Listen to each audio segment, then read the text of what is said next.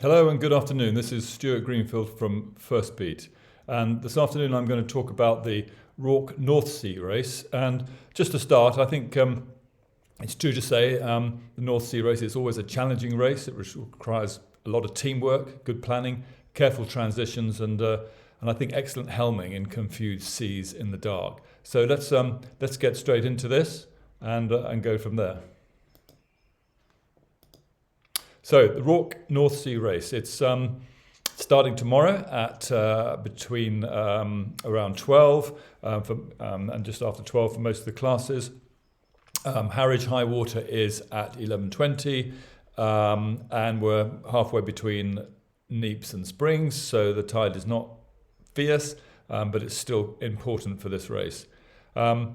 Sunset is 8:30, sunrise is about just before 5, and the moon is going to be absent really until early in the morning, and then not really much of it anyway, so it's going to be dark, that's for sure. So it's 157 miles, and let's just have a look at the North Sea race and where it's come from and what it is. Well, in the RORC domestic seasons racing, then the North Sea race is normally the second race. It's been around since the 1930s. It's generally a bit of a battle between the Dutch and the British, although this year it looks like 90% of the yachts are Dutch and a few Germans in there as well. So it's going to be all about the Dutch boats racing out from Schengen, and they came over a few days ago, and they're going to race back. So it's always a tactical race. In the past, we've had great winners like Bellino, which is a Sunfast 3600. We've also had smaller boats like an X362 Extra Gin has won, and we've also had boats like the JPK 1180 and the Kerr 43 have done well. We've had a Sigma 38, and we've had a Volvo 65 winner in the past as well. Pete Vroon, who owned a lot of the tonneurs over the years, has always been good in this race as well.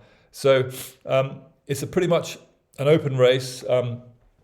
Anybody can have a go at winning this, but the North Sea, I've been out there in some pretty harsh conditions. It can be bumpy, it can be cold, which I think it's going to be cold this weekend. There's a lot of shipping, there's a lot of TSSs, and now of course a lot of wind farms. I mean, when I first started sailing in the North Sea, there weren't any wind farms at all, but recently the East Anglia wind farm and the ones over by the Dutch side have grown and really made it even more complicated for setting a course. So looking at the boats in the race tomorrow, we've got a combination of ORC entries and IRC entries. Now there's about 50 boats in total, which is a really good turnout, I think, for the race. As I said, 90% are Dutch.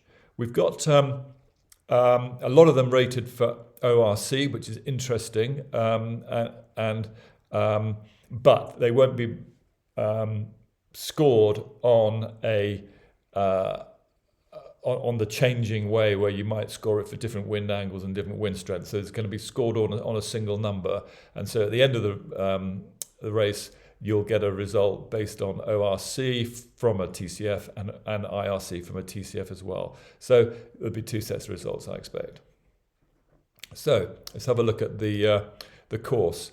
Now the course is I think really quite good, really, because over the years it's been very complicated, and you've been sort of tacking and jibing around wind farms and other places. But this year, as last year, we're going straight up to the Smith's Knoll, which is north of Lowestoft, and then we come down across the North Sea, south of the East Anglia wind farm, and then into a gate. And then once we're through the gate, we've got to go around a number of wind farms and stuff. So if we just look at that course now, as I said, the start is off Harwich. They'll probably call you on the radio to let you know exactly where the start boat will be and where the pin will be. And then once you're in the starting sequence, the key thing is to get out past Whiplash as fast as you can, so you can get this big port beat straight up to Smith's Knoll. But we'll go into that in a little bit more detail later.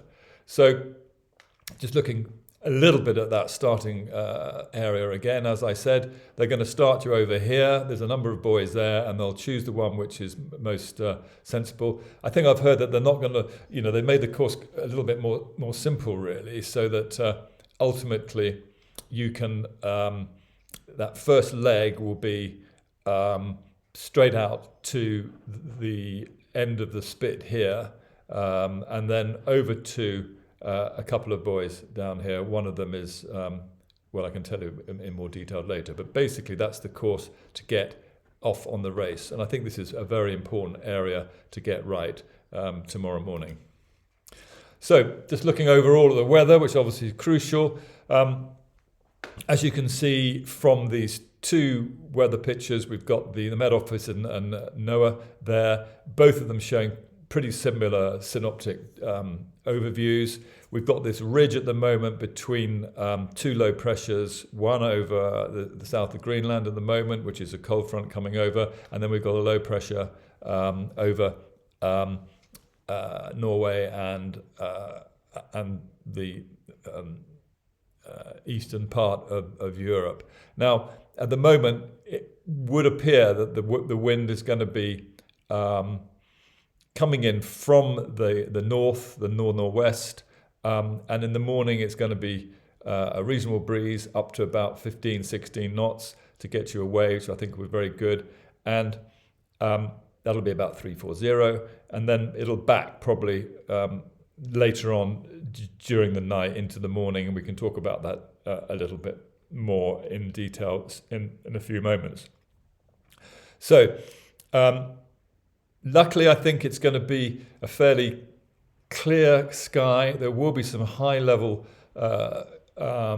stratocumulus and other clouds you might see, but it's going to be fairly clear, but it's going to be cold. It's going to feel like about 1 to 5 degrees, actually, when you're sailing upwind, and it's going to get colder overnight as well. So it's going to be cold, and there won't be any rain, I don't think, at all, which is quite useful. So just moving on, if we look at this at 12 hours later on Saturday, you'll be able to see here that the isobars have widened out and the wind has veered round slightly, which means it's going to get lighter towards dawn, and as you get over towards the Dutch coast, it's going to get lighter still. So I think it's going to be quite interesting what happens in the morning as you get to the gate, and we can talk about that in a bit more in a moment. So, looking at the tides, as I said earlier, we're halfway between Neeps and Springs. Springs plus 3 days, Neeps minus 4 days. And as you can see, in this race, if it's a 24-hour race, which I believe it will be, there's going to be potentially 3 transitions. The first one will be the tide turning against you as you go towards Smith Knoll. And then when you get to Smith Knoll and bear away onto a reach, then as you come across there, the wind will be across you, and therefore you need to be careful on your course over ground, and make sure that you're sailing the boat to its polars. And I think this race is going to be all about precision helming at night, with hopefully a big asymmetric kite up, which is going to give you the opportunity to do some really interesting surfing. Now, the North Sea has really unpleasant seas sometimes. The seaway will be coming on your beam. It might not be that easy to catch waves and surf, but those boats who can really power up into the breeze you've got and bear away onto those waves and get the boats surfing as regularly as possible, then I think you're gonna win the race. I mean, I think it's really about precision helming all night in the dark and making sure you're hitting the targets continuously. But we'll talk about that in a bit more. So the second transition will be earlier in the morning when the tide will turn north from south, and then finally, as you come into the finish, the tide will be once again pushing you south. And this is the interesting point when we come to the decision on which way you go around the wind farm into the finish. Do you go east over towards the shore, or do you go south down towards Hook of Holland? Basically, the difference between the gate and the finish in terms of distances to the penultimate turning mark of the course is almost identical. So it really comes down to how much wind you think you've got, and also where you think you are on the tide, because it'll depend. The tide will obviously depend on how big a boat you are or small a boat you are and what time you get there. But we'll look at that in a little bit more detail in the routing in a second. So that's the tide situation. You can look at that in a little bit more detail if you've got it. The maximum current, I think, throughout the 24 hours of the race or the 30 hours of the race is about 1.8 knots with an average about 0.9. So it's not like sailing down.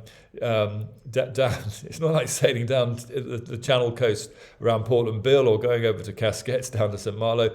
This is less tide, but it is still significant to make sure you don't sail a longer distance than you need to on the reach across the North Sea in the middle of the night. And there will be some jibe points, and there will be some interesting things going on there, which I'll show you in the routing in a moment.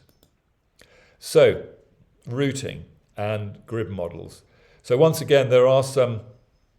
There has been a lot of differences in the grid models up until about this morning, and now I believe that GFS, ECM, and ICON are probably the three which are giving what I would call coherent results across the board, and these are the ones that I plotted today. And also I plotted the routing for a Sunfast 3600, which I feel is a boat which represents the probably middle of the range of boats which are racing.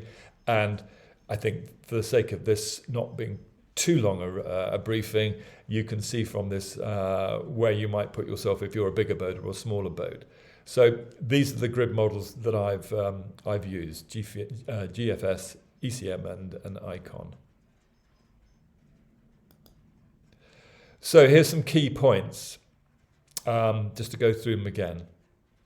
So firstly, make the most of the early, stronger wind at the start. It's going to be stronger in the morning, and it's going to get weaker as the afternoon and the evening progresses. I think work hard to get to shipwash without error and in clear air. That's the buoy, which is the third mark of the course really before you start on your big leg up to Smith Knoll. So really work hard to keep your air clear. This is going to be there's going to be a very, very close fetch first, and then it'll be a bear away, probably with a kite or maybe a code 0. And I think it's really important that you make the most of this first bit of the race. And then there is a little tiny beat to get from the sunk area up to shipwash. And at that little beat leg, you've just got to make sure you make the transition really accurately. Don't lose any time getting that kite down, getting the jib up, and then putting your tack in to make sure you lay it exactly right. So I think if you can get to shipwash in the lead or feeling that you're doing well at that point, then it's going to give you a good chance for the next. So you've got to really focus on target speeds on the run line up to Smith's Knoll. The routing is saying go east, so the tide will take you a little bit east anyway, but you've really got to make sure that you steer the boat on a really tight heading at your target speeds, and making sure that the boat is really, really set up. Especially if it becomes a little bit more of a fetch, then you've got to be really, really careful that you, don't pull those Genoa sheets in too tight. Don't get the in-haulers in too tight. Give the boat a bit of twist and a bit of air to get through those North Sea seas. if it's not a full beat all the way up there. So that's going to be quite a tricky leg, but getting to Smith's Knoll is really, really crucial. It's a really important turn for the tide, and the wind will be getting lighter. So when you get to Smith's Knoll, I think you've got to opt for one of the biggest downwind sails you've got. It'll be dark, so you've got, as I said before, you've got to concentrate on surfing opportunities in a confused seaway until the wind becomes too light to surf. But you've really got to make sure that you don't sail further than you need on that leg. So, everybody on deck, everybody checking that everybody's, trimming, constantly all night. Unfortunately, guys, that's the way it's going to be. So after you get to the East Anglian Wind Farm, then it very much says that with the wind veering and getting lighter, you're going to have to heat up and go north of the rhumb line. And it depends on what happens to the breeze, that you may have to jibe, you may not have to jibe, depending on how big the veer is. And that'll get you into the gate marks. Now, when you get to the gate marks, I think you need to make sure that you go closest to the north gate mark. And at that point, depending on the time, and as dawn starts coming in, you've got to decide whether you're going to keep going east, or you're going to jibe, potentially jibe, or just bear away and go south.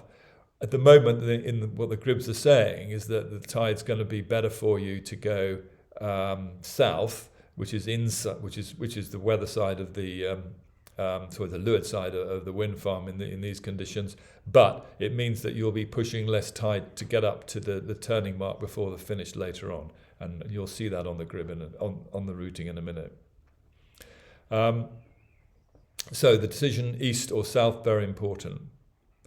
What did I said there? I said number 10. I said bigger boats could gain by beating the wind drop on coast in the morning. So bigger boats could get an advantage because they may get there a little bit earlier before the wind starts easing even more.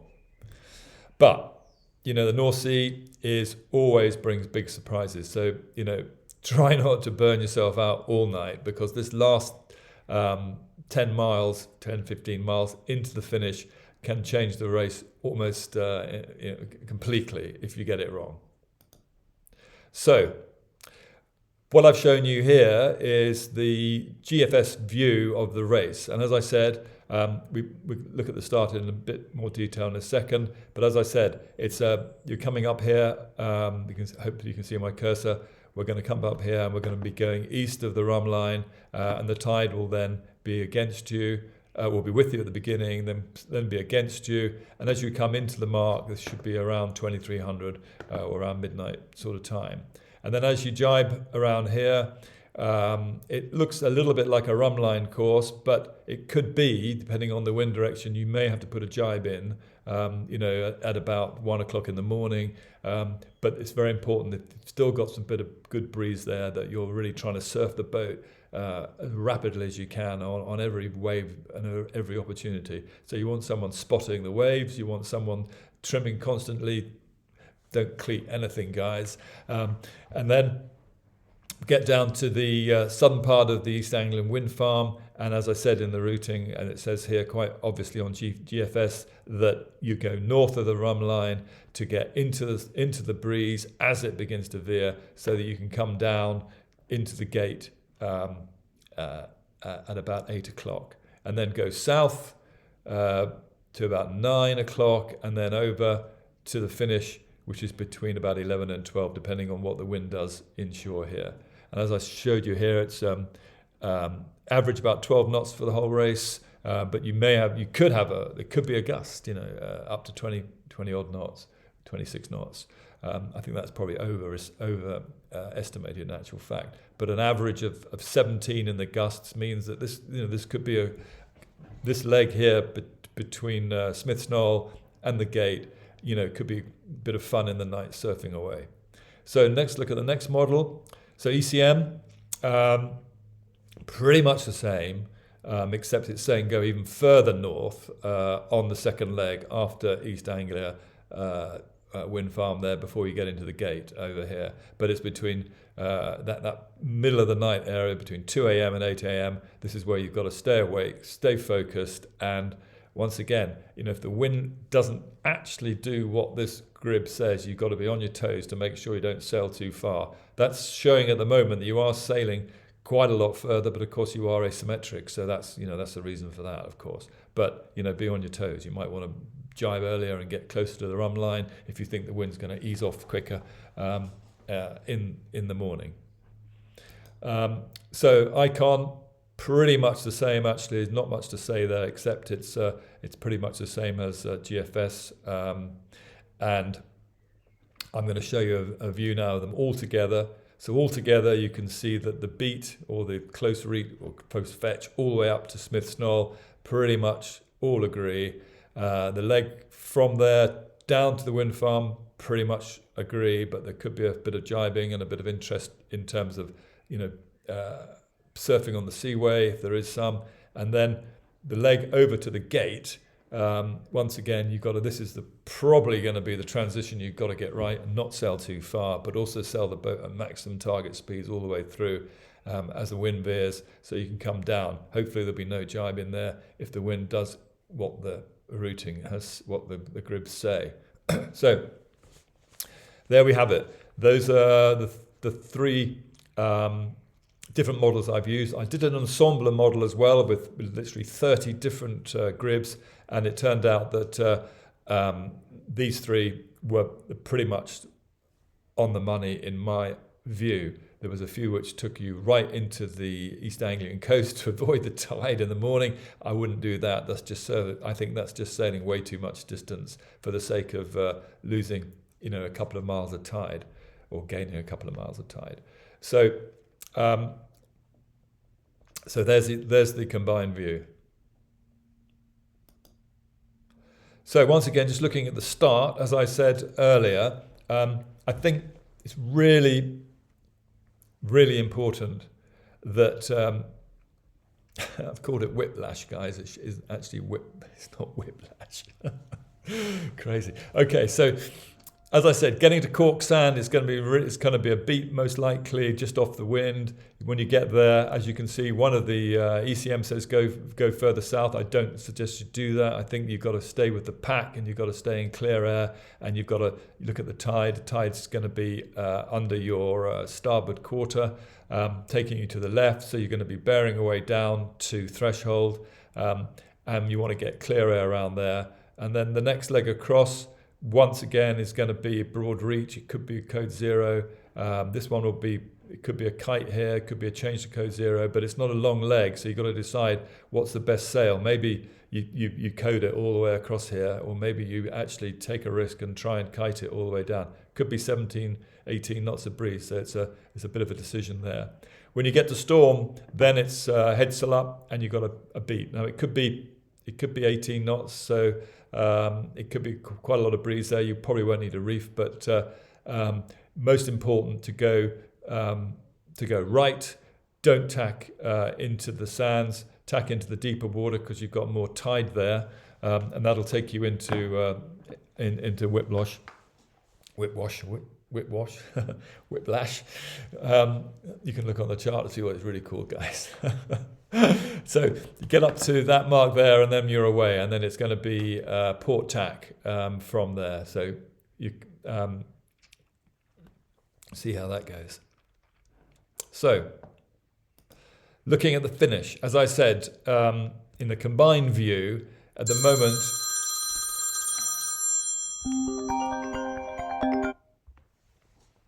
so that was a phone call, and I've just got rid of it. So don't worry, we're gonna crack on anyway. So as I said, this is the combined view of the finish, and as you come through the gate, then you can either go east out to here to avoid the wind farm, and then south to the penultimate mark of the course before the finish.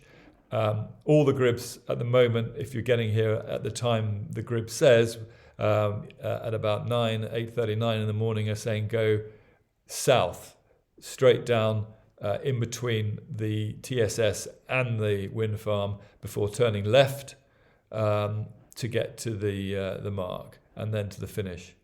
So this is going to be an interesting part of the race, and I can't tell you right now whether it's going to be an advantage to go south first. One thing that I do know is that the wind probably is going to be a lot lighter on the coast than it is perhaps out here in the TSS. So it could be you're going to have more wind. It's going to be quite a broad run actually down here, which is not great for asymmetrics. But ultimately, you've got to make that choice when you get there.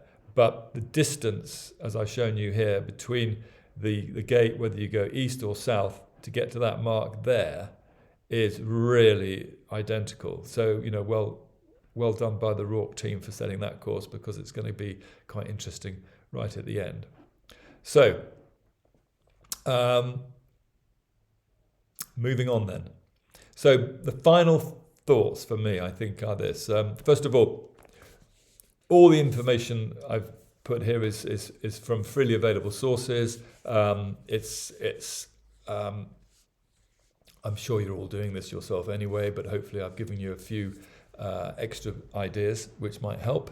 I've been using a new product called Navimetrics routing software, but I've also checked it on Adrena and Expedition and GribView and a few others, just to make sure it all seems to work, and they all seem to agree. It's amazing. A lot of these systems pretty much use the same algorithms nowadays. So ultimately everybody's going to get the same routing, and that's why it's really really key to remember that.